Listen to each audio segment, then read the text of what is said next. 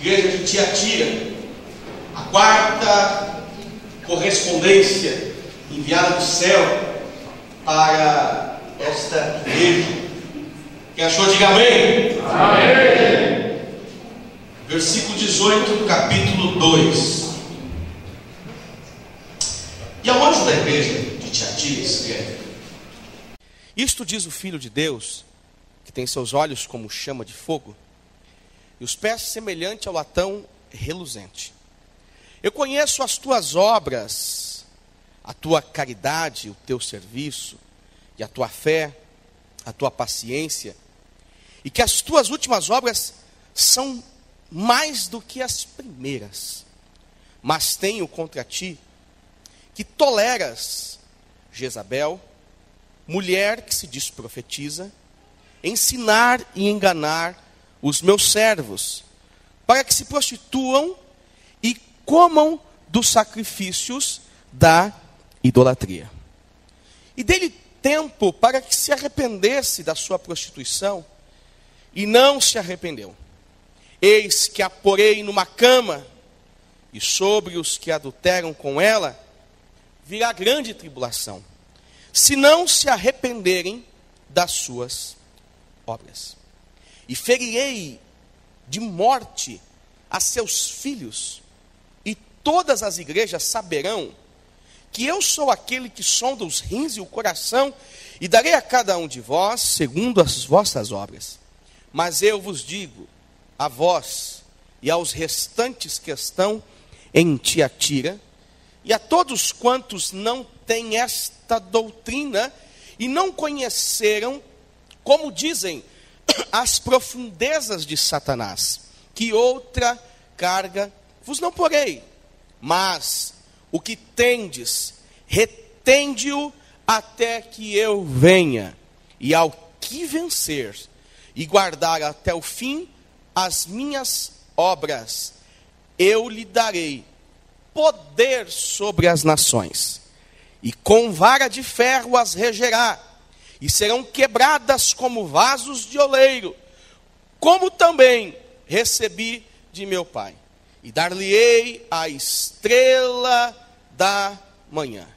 Quem tem ouvidos, ouça o que o Espírito diz às igrejas. Amém? Oremos. Pai de amor, no nome de Jesus, sou grato a Ti, Pai, por esta noite, pela vida de cada um dos meus irmãos. Pai, nós estamos reunidos, sem sombra de dúvida, Senhor, para glorificar o Teu nome e ouvir a Sua voz, aprender da Sua palavra, compreender, Senhor, a Sua palavra. E eu peço a Ti, Pai de amor, no nome de Jesus, fala conosco, Pai. Usa a minha vida em nome de Jesus, Pai, para a Tua glória. Amém. Amém. Antes de pregar e entrar no texto, eu quero falar algo muito importante que aconteceu aqui domingo passado. Só que eu esqueci o nome dele. O amigo do Alan. Esqueci. Edson. Ó, tô bom, hein? Edson. O Edson, domingo passado, ele veio e conversou comigo, me procurou, dizendo o seguinte: pastor, chega, eu quero voltar para a igreja. E eu fico contente, Edson, que você está aqui de novo, viu? Você honrou com a sua palavra. Deus abençoe a sua vida. Vamos aplaudir a Deus pela vida do Edson, em nome de Jesus? Aleluia! Deus te abençoe, Edson. Deus te abençoe. Você tem amigos aqui. Do seu lado tem um amigo aí, baixinho, mas cheio do Espírito, viu? Aleluia. Glória a Deus. Glória a Deus. Gente, eu quero falar sobre a igreja de Tiatira, como nós acabamos de ler, e aprender algumas coisas interessantes sobre esta igreja. Até agora, nós falamos sobre a igreja de Éfeso, a igreja de Esmirna, a igreja de Pérgamo, e hoje chegou a vez de Tiatira. A igreja de Tiatira, entre as 7 igrejas que o próprio Jesus escreve uma carta, uma correspondência, conselhos, exortações, é uma igreja de menor importância em muitos aspectos. É uma igreja de menor importância na área da política, na área religiosa, e ela não tinha tanta força ou poder como as demais igrejas. Mas é interessante que, mesmo sendo a igreja com menor importância, foi a igreja que Jesus resolveu conversar mais com ela.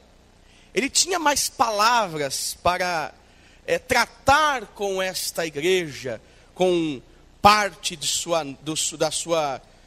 parte da noiva, né? E ela, por não ser famosa no aspecto comercial, muito menos na questão de sua dedicação religiosa, ela tinha algumas qualidades, sim. Ela tinha alguns valores importantes, sim, para a sua época. A igreja de Tiatira, ela era uma igreja que compunha a província de Roma, e ela ocupava uma posição muito diferente, porque ela ligava uma passagem, ligando uma cidade na outra. Ela estava no meio. Ela estava no meio de Ermo e de Caico. E por ser uma cidade de passagem, ela era um forte, uma fortaleza, onde todo viajante, toda pessoa que viesse estabelecer uma viagem naquele trajeto, passava por aquele lugar. E a história relata que ela servia como uma guarnição, ela fazendo fronteira, ela impedia com que os inimigos chegassem em algumas cidades. Ela dava o primeiro combate em tempos antigos. Além então dessa importância militar, Tiatira, ela era conhecida como uma cidade da tinturaria, a cidade da cerâmica, a cidade do bronze. Nós temos um episódio no livro do Atos, lá no capítulo 16, no versículo 14, em que nós encontramos uma pessoa conversando com o apóstolo Paulo. Esta pessoa chama-se Lídia, e a Bíblia vai dizer: Lídia de Tiatira, vendedora de púrpura, ou seja, parte daquilo que eles de fato trabalhavam, que era cerâmica, que era alguns utensílios importantes para a beleza e daí por diante. Então, no texto que nós lemos, no versículo 18 do capítulo 2, vamos voltar à Bíblia. Como eu disse, essa pregação é uma pregação textual, eu tenho que ler versículo por versículo, e vamos assim interpretar os textos da palavra de Deus. Diz assim o verso 18 do capítulo 2: E ao anjo da igreja de Tiatira escreve: Isto diz o Filho de Deus. Isto diz o Filho de Deus. Essa expressão Filho de Deus só acontece aqui no livro de Apocalipse. Em mais nenhum outro texto você vai ter essa expressão Filho de Deus.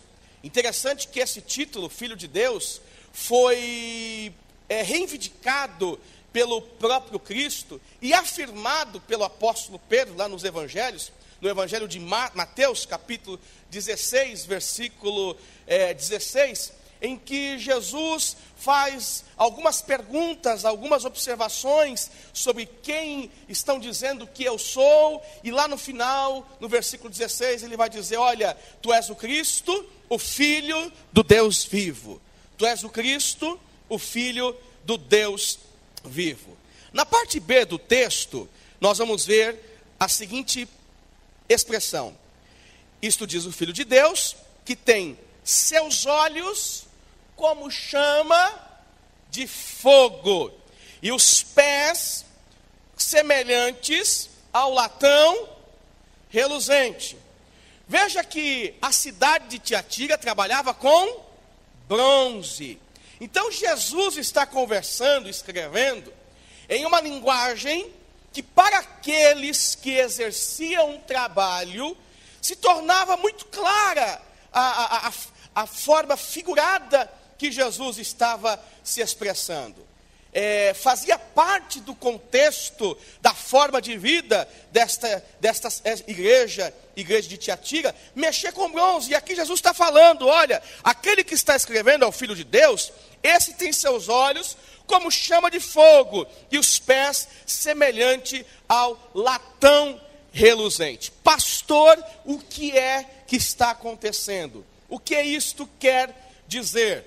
A expressão olhos como chamas de fogo e pés como latão reluzente nos leva a entender que o olhar de Jesus é como chama de fogo que manifesta a indignação de forma justa. Os olhos de Jesus são como chama de fogo que manifesta a indignação de forma justa. E seus pés, como latão, estão prontos para pisar os inimigos da fé cristã. Quando esta expressão do versículo 18 é dita, justamente este é o significado. Jesus está dizendo, olha, os meus olhos enxergam com justiça, e os meus pés são como latão para pisar aqueles que agem de forma ímpia e que agem com injustiça. Por isso que a Bíblia diz que os olhos de Deus estão em todos os... Ele enxerga tudo, ele vê tudo, ele acompanha tudo e julga segundo a sua justiça. E aqueles que agem injustamente, que não se arrependem, aqui o texto está dizendo que ele está pronto para pisar, ele está pronto para manifestar a sua justiça. E aí no próprio texto, na continuação do texto, ele vai apresentar a situação da igreja. Olha só o verso 19. Tiatira, eu conheço as tuas obras, sei a tua caridade, o teu serviço, a tua fé, a tua paciência, e que as tuas últimas obras são mais do que as primeiras. As tuas últimas obras são mais do que as primeiras. Jesus vai falar sobre caridade, serviço, fé e paciência. Caridade. Nesse texto, caridade é o mesmo que amor. Todos nós entendemos isso. Porém, não é um amor vindo numa área... Não é um amor filos, né? Um amor eros. É o amor filos, o amor do homem pelo homem. É um amor que vem de Deus e que flui a serviço da igreja e que leva os cristãos ao sacrifício voluntário. Jesus está falando, olha, conheço o teu amor, conheço a tua caridade, conheço que vocês agem de forma voluntária. Jesus vai falar também sobre o serviço. E a expressão serviço aqui quer dizer diaconia. E diaconia nada mais é do que um voluntário para o benefício da obra de Deus. Quando você ouvir, olha, o fulano é diácono, entenda que ele é um voluntário para trabalhar na obra de Deus, ajudar os cristãos, ajudar a manutenção da igreja em todos os aspectos, seja o aspecto físico, seja o aspecto espiritual, ok? O diácono está aí para serviço da igreja e um serviço voluntário. Jesus vai continuar dizendo, conheço a tua fé. Ou seja, eu entendo que vocês não estão alicerçados em coisas vãs, alicerçados na areia. Eu entendo que, diante de todas as circunstâncias que vocês estão vivendo, vocês não estão cedendo às fraquezas da vida. E conheço a sua paciência. Na verdade, paciência, Jesus está se referindo à sua constância, à sua persistência, no suportar as privações da fé. Porque neste período, ter fé era provar de privações. Porque a situação que a igreja, o meio que eles viviam, era uma situação difícil que os faziam se privar de alguns direitos que eles não podiam desfrutar por causa da fé. Vejamos o verso 20 e o verso 23. Isso é uma introdução que eu estou dando para nós entendermos o texto. Versículo 20 ao verso 23. Mas tenho contra ti que toleras Jezabel, mulher que se diz profetiza. Toleras, ensinar e enganar os meus servos, para que prostituam e comam dos sacrifícios da idolatria, e dei-lhe tempo para que se arrependesse da sua prostituição, e não se arrependeu. Eis que a porei numa cama, e sobre os que adulteram com ela virá grande tribulação, se não se arrependerem das suas obras. E ferirei de morte a seus filhos, e todas as igrejas saberão que eu sou aquele que sonda os rins e os corações, e eu darei a cada um de vós segundo as vossas obras. Nós vemos o texto falar sobre uma mulher, Jezabel, mulher esta que o texto está se referindo ao Antigo Testamento, no livro de 1 Reis. E a gente pensa, ora, essa mulher voltou para trazer prejuízos à igreja de Tiatira? Na verdade, ela é uma figura, de um estilo de vida parecido com a mulher que agia no Antigo Testamento. Lá no livro de 1 Reis, capítulo 16, nós temos essa personagem na Bíblia, chamada Jezabel. Ela era uma princesa fenícia, e os povos resolvem fazer uma parceria política, unem-se, e Jezabel casa-se com Acabe. Acabe era de Israel, ele adorava a Deus. Aí a Bíblia vai nos dizer que Jezabel influenciou Acabe, de maneira que o levou a construir templos, a praticar adoração, a dedicar louvor, justamente aos deuses, a prática religiosa que ela tinha. Então, ela moldou a cabeça de Acabe, para que Acabe pudesse também ser um adorador de outros deuses. Nós vamos ver então, que Jesus está dizendo para esta igreja: eu tenho, porém, contra vocês, que toleram Jezabel. Mas não é a Jezabel, e sim os ensinamentos desta mulher, que era uma mulher qualquer, pode ser chamada ou não de Jezabel, não existe nenhuma afirmação que o nome dela realmente era esse, mas ela surge com um espírito, ela surge com uma proposta. Ei, igreja, vamos fazer o seguinte, vamos adorar a Deus, mas nas horas vagas, vamos fazer uma adoraçãozinha a outros deuses, vai que funciona a coisa, Vamos fazer uma adoraçãozinha, uma fezinha a outros santos, vai que funciona. Então vamos nos prevenir, porque se não faz mal, então pode ser que faça bem. Então que mal tem, Então vamos fazer alguma coisa para garantir esta nossa situação religiosa, tá? E aí ela começou a pregar isto. E a Bíblia diz que estas pessoas, alguns crentes, eles entendiam que realmente eles podiam muito bem dizer sou de Cristo e ao mesmo tempo dizer sou de Baal, sou de fulano, sou de Zeus, sou da deusa Roma, sou de fulano de tal, sou de fulano de tal. Não havia problema nesse conceito de Jezabel. Não havia problema nesta pregação de Jezabel.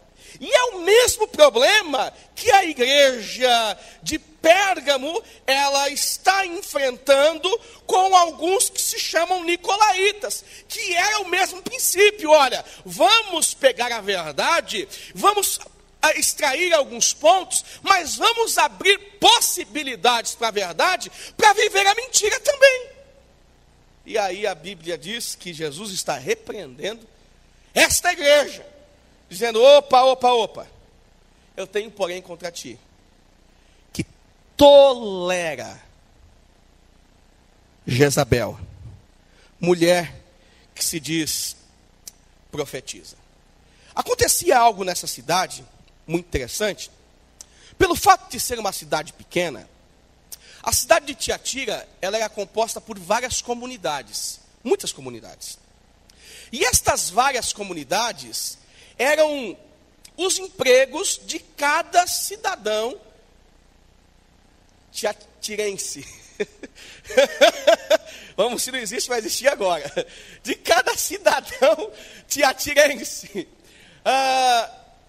E segundo a história, essas comunidades, onde cada cidadão tiatirense fazia parte, elas não eram somente base profissional, mas também cada líder desta cidade tinha práticas e rituais religiosos que eles exerciam durante ou no final de cada expediente, durante ou no final de cada trabalho. E aí, esses cristãos que trabalhavam nestas comunidades, viviam nesses lugares, eles ficavam entre uma situação que não podiam errar, e entre a prática do dia a dia daquelas pessoas.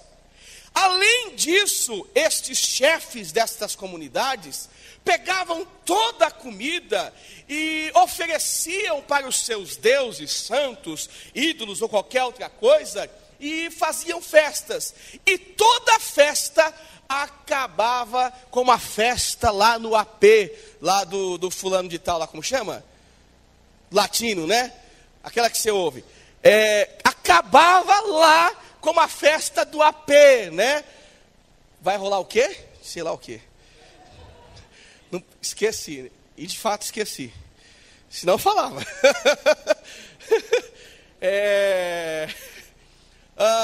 Então, essas comunidades tinham esses problemas, né?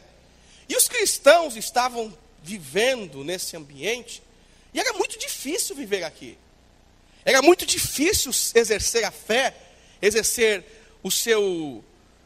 a sua prática cristã, trabalhando nesses lugares. E aí, para ajudar pessoas que saíram do meio da igreja com essa visão, com essa prática.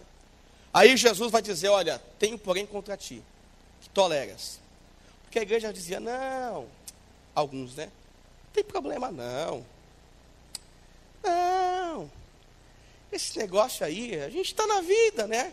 Está para se molhar. Não, sabe?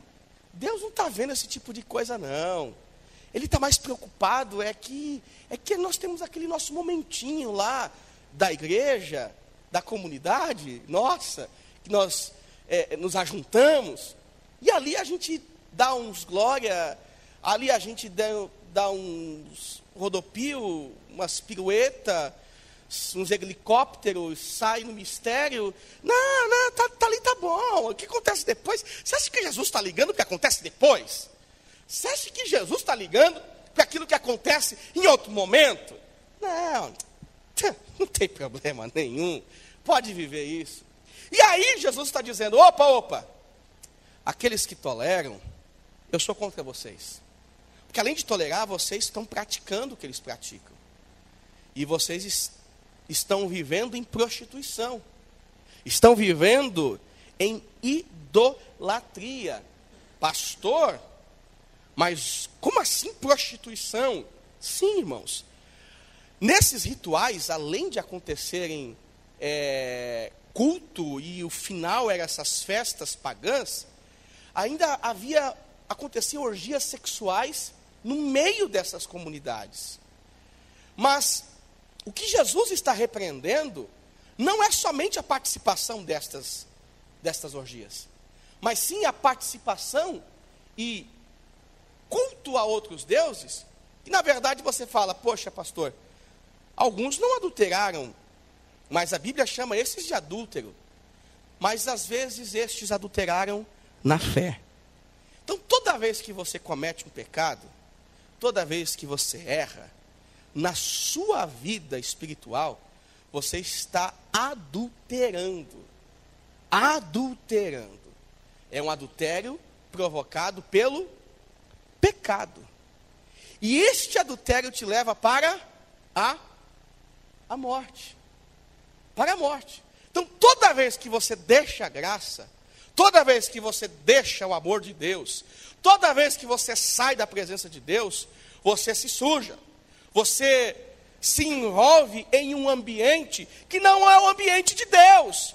E o fato desse ambiente não ser o ambiente de Deus, ele te enche de valores que não são de Deus. Consequentemente, você está praticando adultério espiritual contra Deus. Jesus está dizendo, cuidado, esses se prostituem. Cuidado. E aí ele vai dizer, olha, eu já dei uma palavra para esta mulher, que se arrependesse.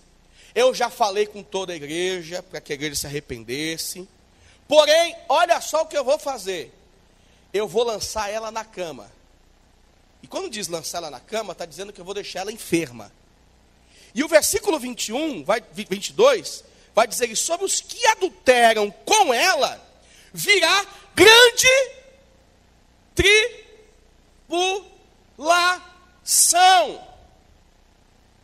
Grande tribulação.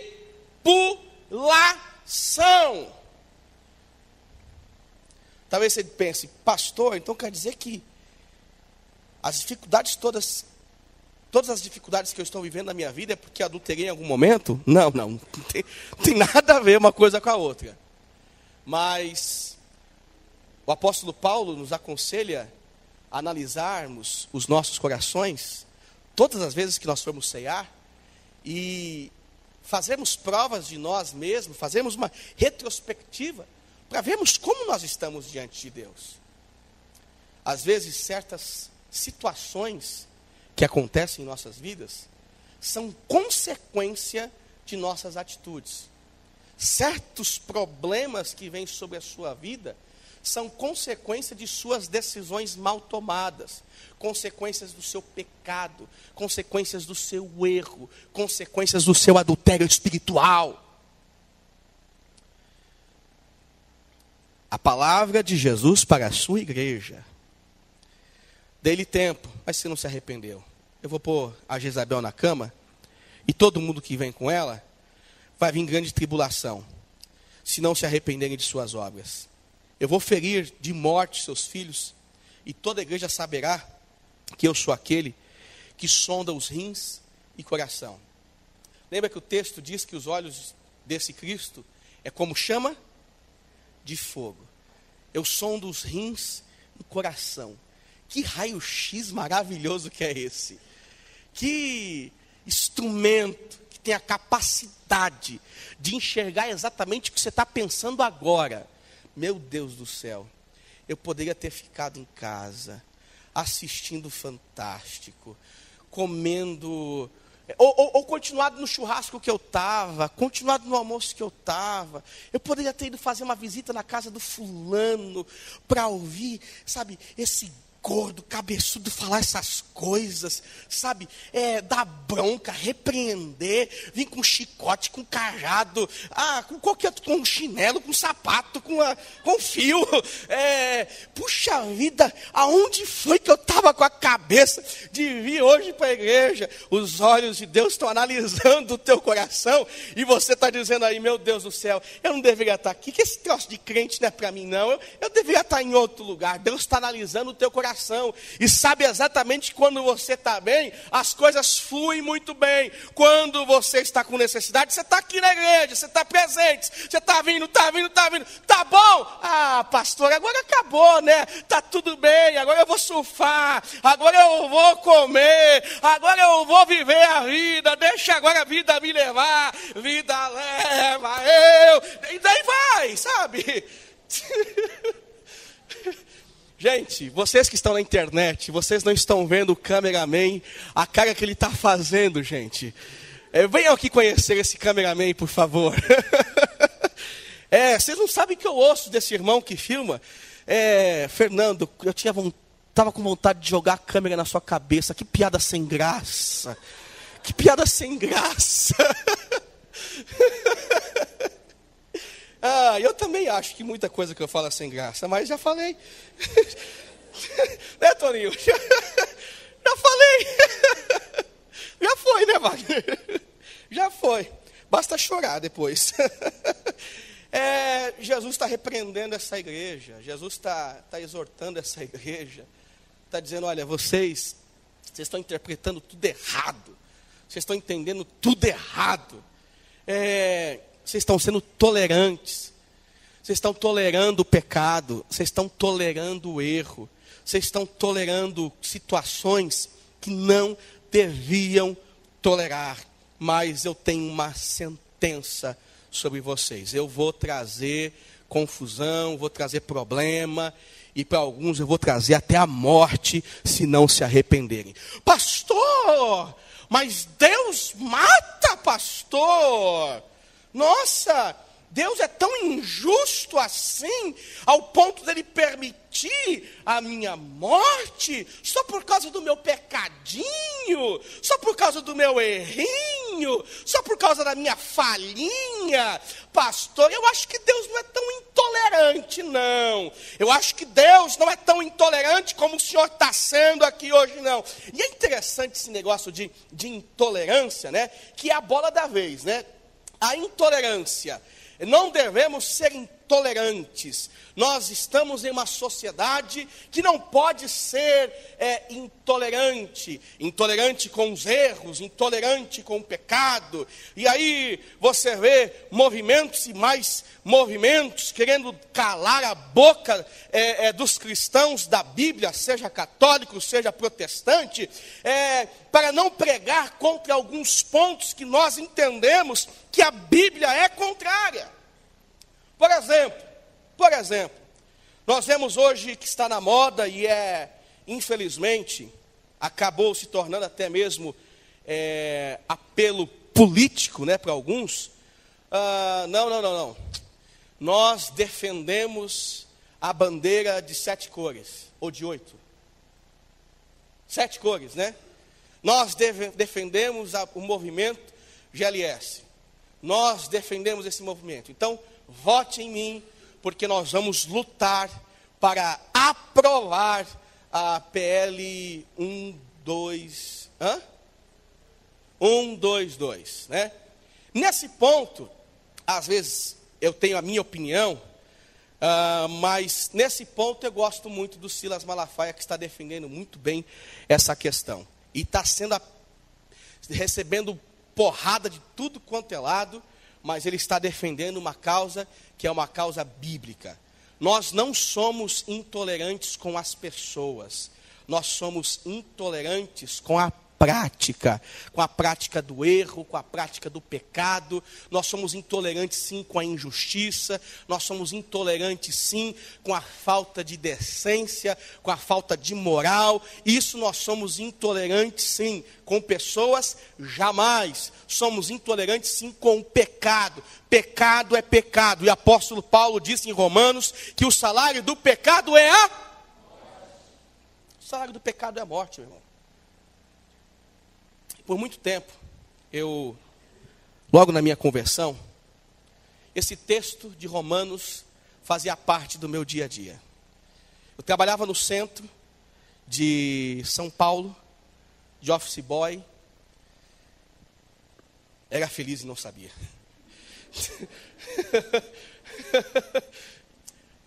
Andando naquelas avenidas, trabalhava na Princesa Isabel, e todos os dias tinha que ir até Praça Ramos, João Mendes, e fazia aquele trajeto a pé, todo dia. E eu andava com alguns textos na minha mente, e este era um dos textos que eu recitava a todo momento. Porque para onde eu olhava, eu vi o pecado dizendo: vem, vem, neném, vem.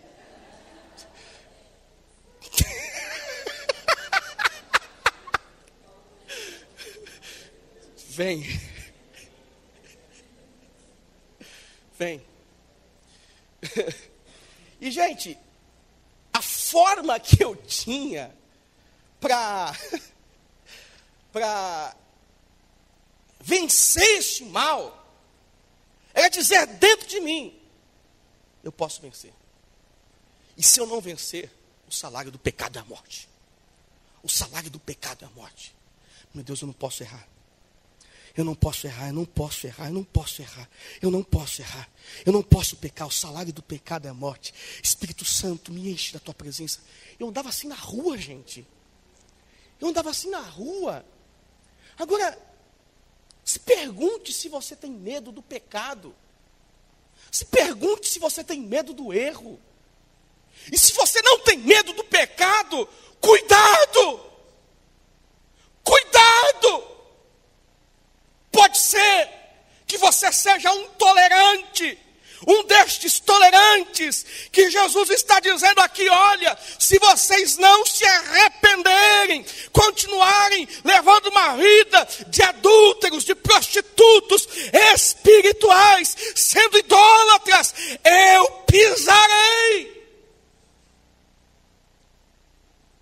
Eu pisarei. Existe uma sentença. Existe um preço, existe um salário. Mas eu quero te dizer com toda certeza, meu irmão, minha irmã, vale a pena resistir o pecado. Vale a pena resistir o erro, vale a pena andar em santidade, vale a pena andar com Cristo, vale a pena andar pelas ruas, dizendo: eu não quero pecar, eu quero ser cheio do Espírito Santo. Vale a pena, vale a pena, vale a pena, porque você está sentindo dentro de você Deus construindo, edificando uma grande fortaleza, um grande templo. Deus está edificando uma grande construção. Aleluia! Olha para a pessoa que está do seu lado e diz para ela: vale a pena andar em santidade.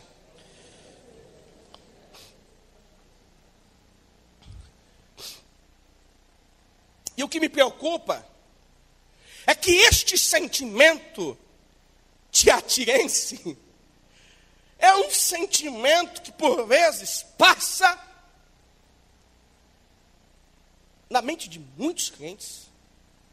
E por vezes também faz parte da pregação de muitos homens e mulheres que ensinam.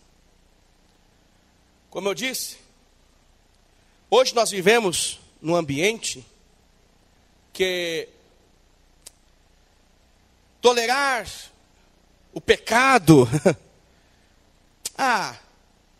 é aceitável. Sexo, em qualquer situação, antes do casamento, vivemos na modernidade, pastor. Vivemos na modernidade. As nossas emoções estão à flor da pele em todo momento. Não tem problema nenhum. Não tem dificuldade alguma. Aceitar isso, pastor? Ô pastor, eu também quero provar, né pastor? Misericórdia. Ah, pastor, não tem problema não. Eu falo isso de boca cheia. De boca cheia. Foram 6 anos e meio de namoro com a minha esposa. Que eu tinha vontade de todos os dias agarrar ela. E meu sogro está ali.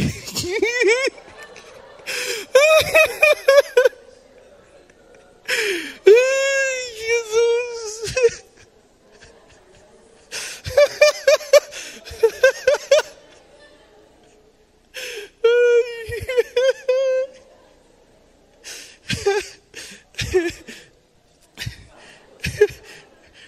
Paz, Vitão.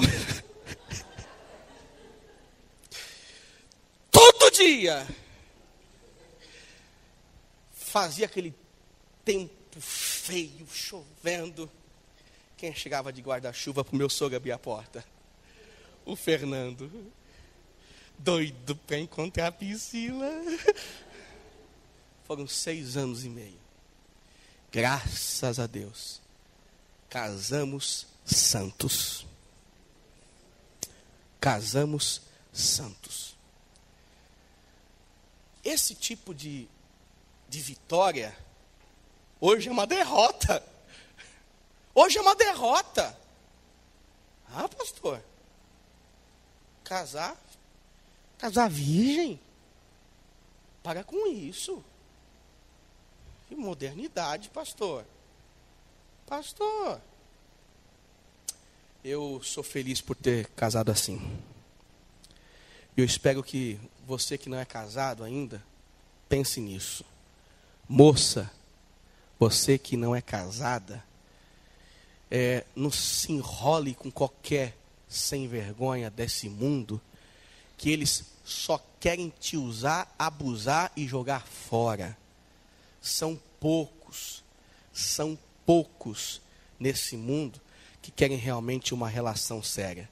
E se o camarada realmente te ama, se o camarada realmente te quer, ele vai ter que fazer que nem foi Ló que fez, né? Que nem Ló fez, né? Ló não, Jacó. Vai ter que fazer que nem Jacó. Vai ter que esperar 7 anos, e aí vai ser enrolado, vai ter que ficar 14 anos esperando a amada. 14 anos para molhar o bico. 14 anos. 14 anos para ir para o abraço. 14. Mas a Bíblia diz que ele esperou os 14 como se fosse poucos dias. A Bíblia diz isso. Como se fosse poucos dias. Então, minha irmã, coloca limites aí, tá? Meu irmão, muda a sua cabeça. Em nome de Jesus. Mude a sua mente. Mude a sua ideia. Aí vem o texto bíblico. Versículo 24. Mas eu vos digo, a vós e aos restantes que estão em Tiatira, a todos quantos não têm esta doutrina, e não conheceram, como dizem, as profundezas de Satanás, que outra carga vos não porei. Gente, é interessante que esta expressão, vocês que não conheceram as profundezas de Satanás, como dizem, é porque era uma prática e fazia parte do ensinamento dessa profetisa, dessa mulher chamada, ou não chamada, ou apenas intitulada como Jezabel. O ensinamento diz o seguinte: olha, vocês devem se aprofundar no mundo espiritual, conhecer todas as filosofias, descer até as profundezas, até o lugar mais baixo, mais íntimo da religião pagã, para lá, através do conhecimento, vocês terem a revelação de Jesus Cristo. E aí, Jesus está dizendo: olha, vocês que não conhecem, não foram influenciados a conhecer as profundezas de Satanás, fique tranquilo, isso não tem nada a ver. Isso não tem nada a ver. Eu não vou também colocar outra carga sobre vocês. Mas o versículo 25 diz: mas o que tendes hoje, retenho até que eu venha. Mas o que tendes, retém até que eu venha. Deixa eu fazer uma afirmação, e vai ser, após a carta do Apocalipse, nós vamos falar sobre a vinda de Cristo. A realidade da volta de Jesus, ela é iminente. Jesus voltará. Amém? Jesus voltará. Você espera por isso? Você aguarda por isso? Jesus está dizendo: olha, vocês que aguardam por esse retorno, retém o que tem. A grande pergunta, esqueci o nome do noivo da Alessandra. Bruno, não vou esquecer mais. A grande pergunta, Bruno, é o que nós temos. O que nós temos de Deus em nós? O que nós temos do Espírito Santo em nós? O que nós desejamos de Deus? O que nós queremos de Deus? Jesus está dizendo: o que você tem, você guarda. Retém. Retém. A pregação é para os tolerantes. Você é um cristão tolerante? Você é tolerante com a sua própria vida? Você tem sido tolerante com as suas atitudes? Você tem sido tolerante com a sua forma de viver? Você tem sido tolerante com o seu estilo de vida? Pergunta para a pessoa que está do seu lado: você é um crente tolerante? Você é tolerante?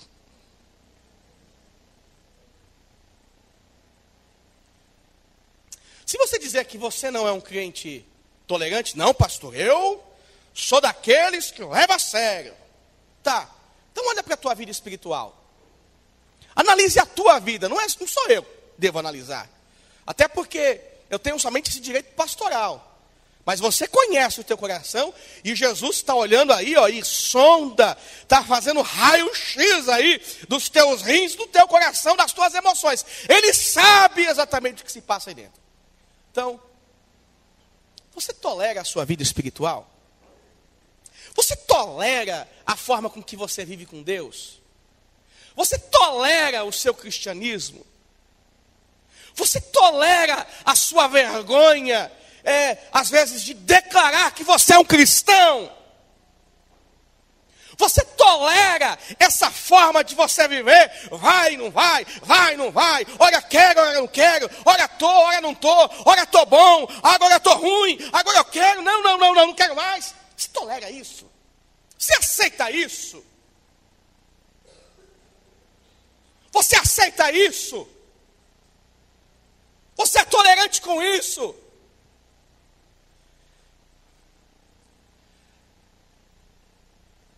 Essa tolerância envolve a igreja.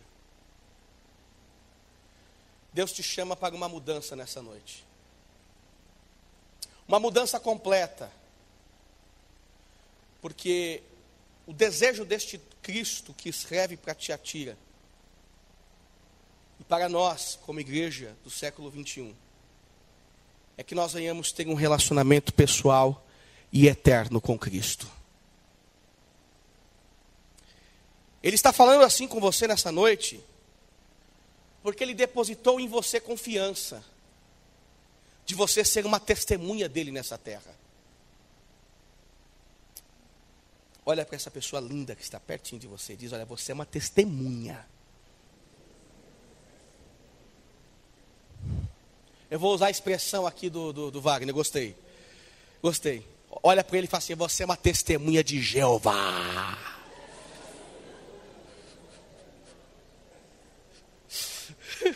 Pode falar, pode falar.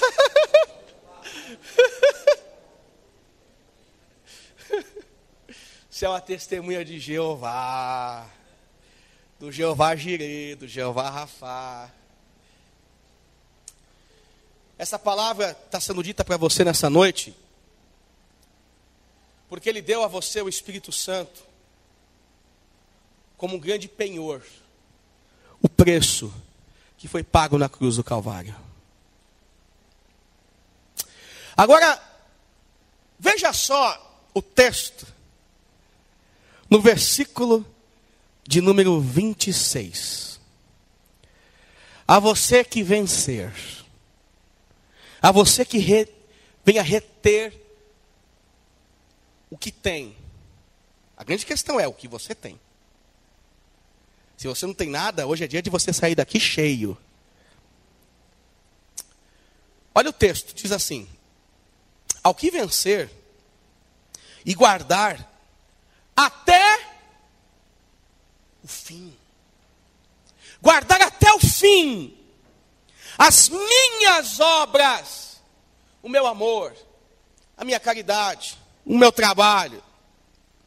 Eu lhe darei poder sobre as nações. Nossa, pastor, quer dizer que eu vou virar um Hitler, pastor? Eu vou ser um Obama espiritual, pastor, é isso? Não, não é isso. Você não vai reger as nações. Não. Se Deus te desse esse poder, imagine como seria esse mundo, hein? Pensa nisso. A palavra poder sobre as nações, Jesus está dizendo o seguinte: gente, eu vou reinar sobre tudo e todos. E vocês que estiverem comigo, reinarão junto comigo. Eu sou cabeça. Eu sou cabeça. Reinarão junto comigo. Eu sou cabeça. Aí ele continua dizendo: e com vara de ferro as regerá, e serão quebradas como vaso de oleiro, como também recebi de meu Pai. E dar-lhe-ei a estrela da manhã. Repita comigo: estrela da manhã. Gente, aqui é maravilhoso esse texto. É maravilhoso porque isso é uma promessa. Isso é uma promessa. Isso é uma promessa de Cristo. Moneilton, isso é uma promessa para você. Jesus está dizendo que Ele vai te dar uma estrela da manhã. Pastor, o que quer dizer isso? É interessante que a estrela da tarde, ela representa morte. E a estrela da manhã, aquela última lá que fica, ela representa a vida eterna. Jesus está dizendo: dar-lhe-ei vida eterna. Dar-lhe-ei vida eterna. Só que esta vida eterna que nós vamos receber, que é uma estrela da manhã, é uma vida dominada, dirigida, que sobrevive somente pela resplandecente estrela da manhã. E quem é esta resplandecente estrela? Resplandecente estrela da manhã significa a estrela que não precisa de luz externa para iluminar, para brilhar. Ele gera a sua própria luz. A nossa resplandecente estrela da manhã é o Criador, autor de todas as coisas. Ele criou a sua vida, Ele criou você, Ele criou a sua família, Ele te criou do começo ao fim. Ele sabe o que vai acontecer. Meu irmão, Ele controla todas as coisas. E você que aceitou a proposta do Evangelho, a proposta de Cristo, você que renunciou, você que ouviu a voz de Deus dizendo: vem aqui, meu filho, Vem aqui, eu te quero perto de mim. Você permitiu isso, o Espírito Santo faz parte da sua vida. Ele te salvou, Ele te santificou, tem te santificado, tem te preparado para a vida eterna. Entenda, lá na eternidade você brilhará, porque você vai estar pertinho da resplandecente estrela da manhã, aquele que tem luz própria, aquele que é criador da eternidade, porque Ele é o eterno. Ele é o Cristo, Ele é o autor e consumador da nossa fé, meu irmão. Dar-lhe-ei a estrela da manhã, dar-lhe-ei eternidade, dar-lhe-ei vida eterna. Pastor, eu venho para a igreja porque eu não estou muito interessado com a vida eterna. Eu estou interessado com essa vida. Nessa vida você pode ter toda a riqueza deste mundo. Você pode conquistar todas as posições deste mundo. Mas se você não for cheio do Espírito Santo, você é um vazio. Se você não for cheio do Espírito Santo, você não tem nada. Se você não for cheio do Espírito Santo, você vai viver patinando. Então aprenda uma coisa aqui nessa noite. Guarda o que tens.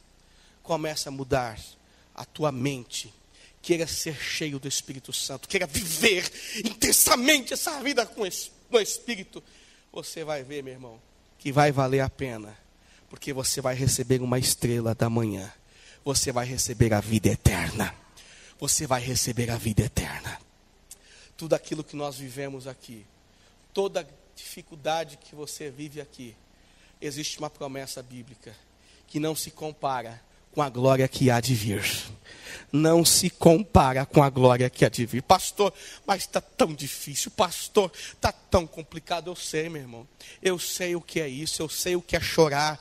Eu sei o que é isso. Eu sei o que é ficar angustiado e não saber por que as coisas não melhoram. Eu sei o que é isso. Mas o que conforta a minha alma, o que conforta o meu coração, que a promessa da palavra de Deus, que a promessa que Deus fez, e que esta realmente, ela se cumpre todos os dias, que eu levanto, eu ando, eu acordo, eu durmo, mas durmo tendo a certeza, a convicção de que naquele dia o Senhor foi comigo, o Senhor esteve do meu lado, o Senhor me ajudou, o Senhor me sustentou, mas não aconteceu como eu quis, tudo bem, mas Ele controla.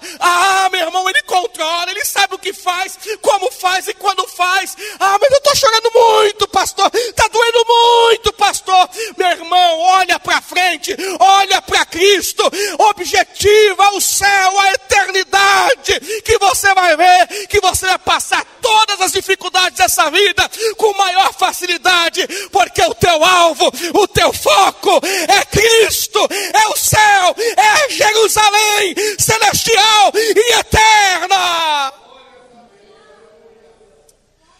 Este deve ser o nosso foco, este deve ser o nosso objetivo.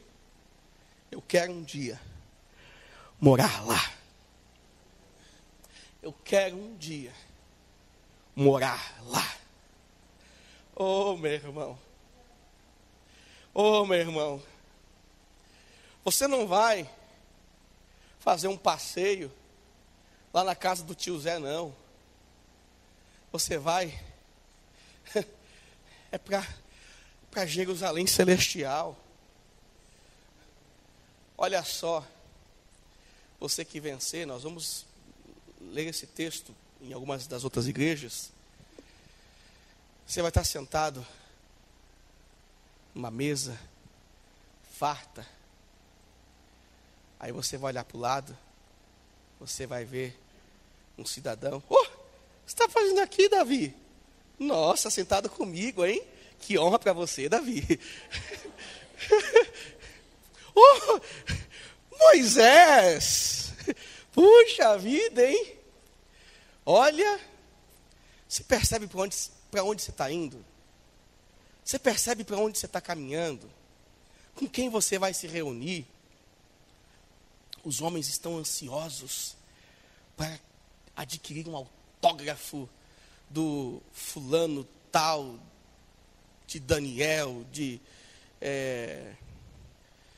J. Neto, de Chile Carvalhais.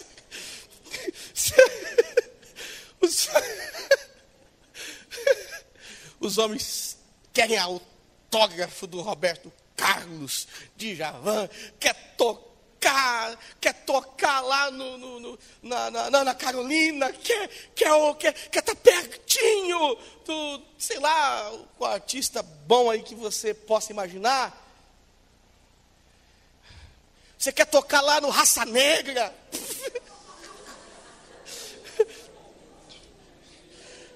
Quer adquirir um autógrafo do Cravo e Canela. Voltando a falar da Bíblia.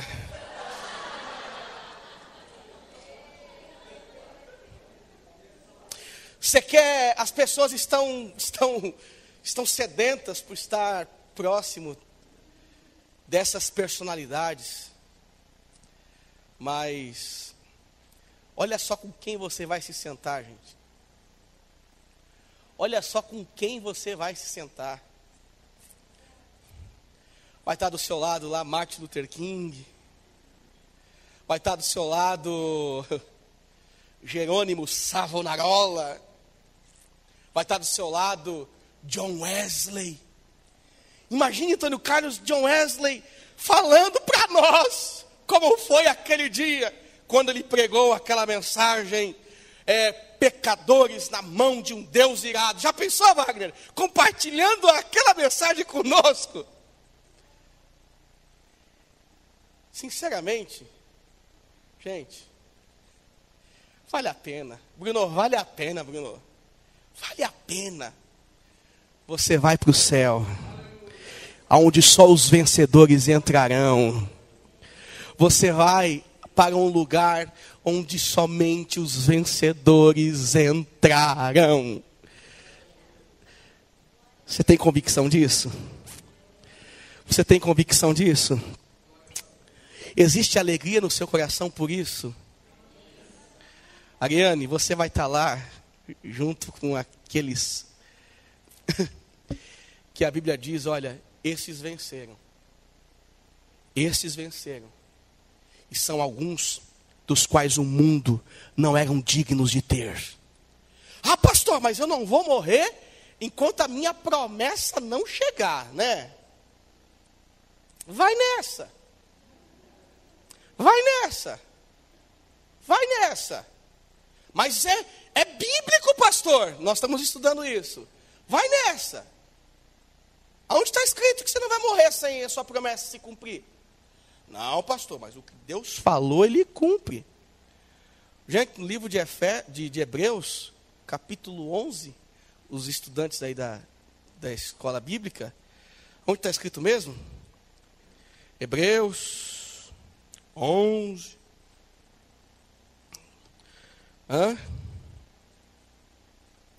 Capítulo 11.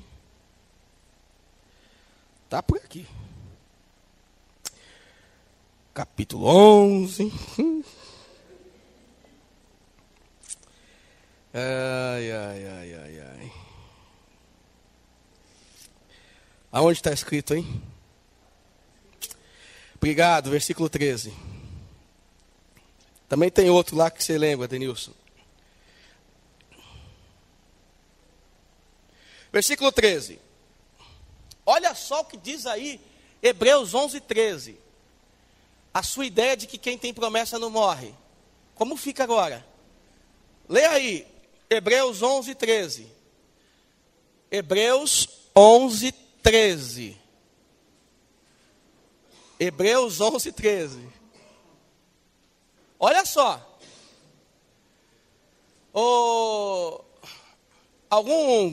Alguma pessoa de voz bem potente, leia por favor.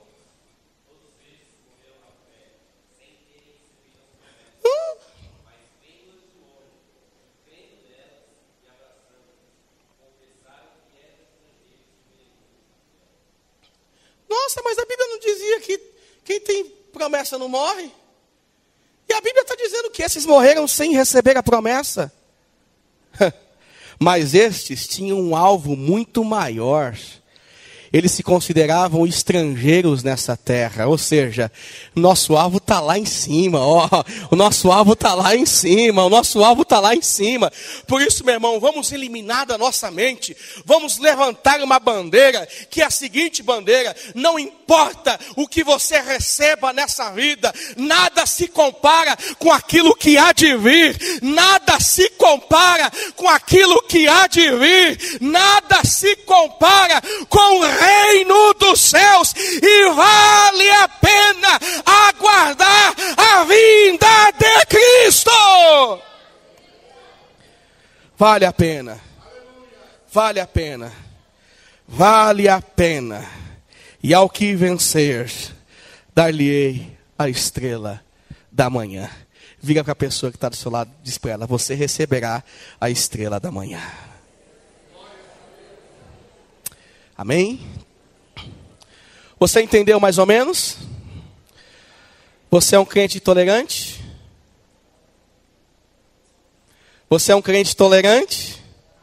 Você quer ser um crente tolerante? Você que está na galeria, quer ser um cristão tolerante? Ah, meu irmão, vamos abrir os olhos, porque Deus tem coisas grandes para revelar para nós, meu irmão. Fiquemos em pé em nome de Jesus, senão não paro mais de falar.